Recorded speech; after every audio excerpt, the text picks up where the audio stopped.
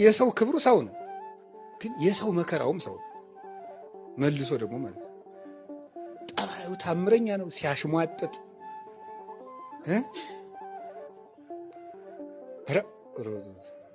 ከባድ ነው። ሲያሽሟጥጥ ሲጎነትል አሽሙሩ ከባድ ነው።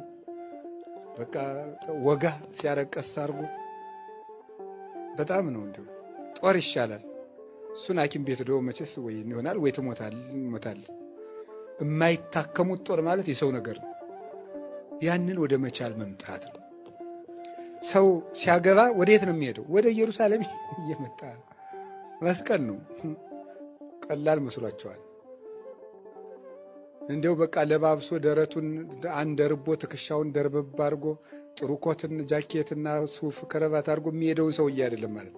እዚያ ሰውዬ ውስጥ ስንት መስቀል አለ መሰላችሁ?